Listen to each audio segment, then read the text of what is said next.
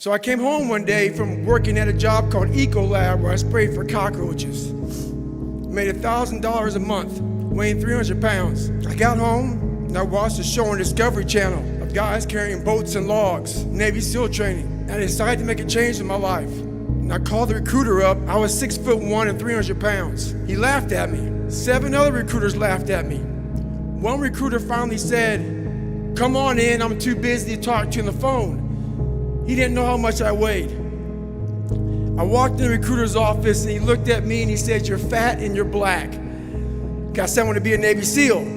I didn't know there'd only been 35 African-American Navy SEALs at that time in over 70 years. He said I basically had to lose 106 pounds in less than 3 months. I came back 3 months later, 106 pounds lighter. Thank you. Just don't give up. Just don't give up, even if right now it doesn't make sense. One day, I'm very, very sure, when you start to see the connections and things fall into place, you will maybe also realize that it couldn't have been different, even if it's difficult.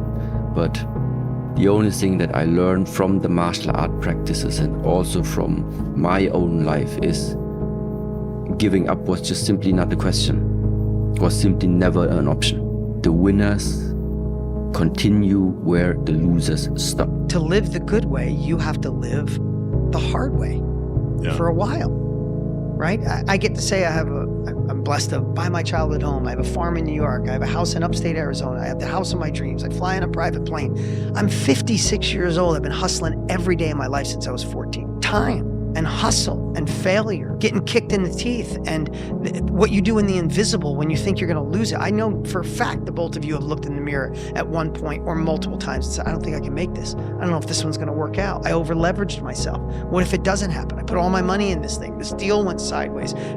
Interest rates went up. The economy shifted. Like, you need all of that to season a man or a woman that can actually handle that level of success. You have to pay your success tax. It's as simple as that. There's no fast path.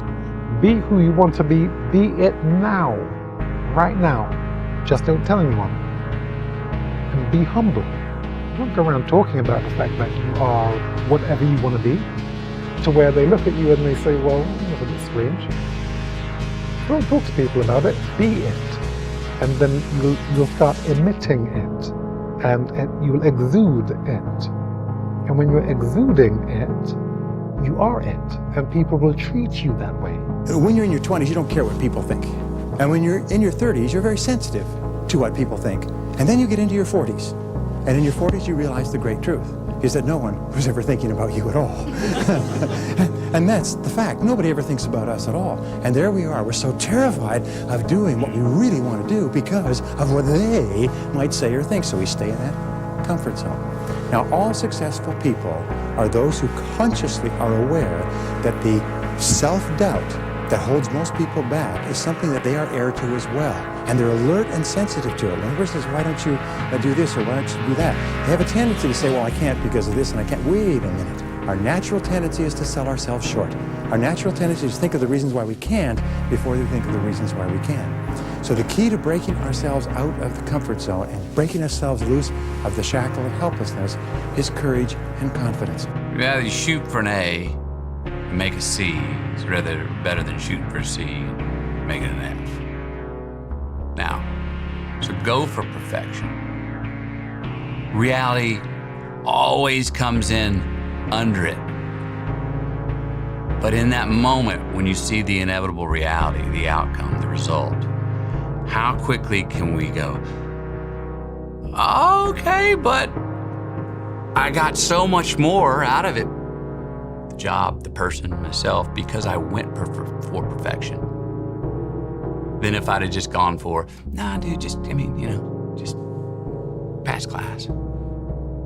So I went into my mental lab and realized, but I want to be great, but I don't have greatness in me. So I had to create a motherfucker that was great. And in my mind, I'm really big on visualization. And I went in my mind and said, okay, I want to look like this, I want to feel like this, and I want to have a mind that is fucking cast iron steel. That is fucking never dull. That is always fucking sharp. That was the biggest thing I wanted. I wanted to hit obstacles that fucked most people up, including myself, but I didn't waver. I didn't fear. I didn't run away. I just stayed and marinated in the fucking fear, in the suffering.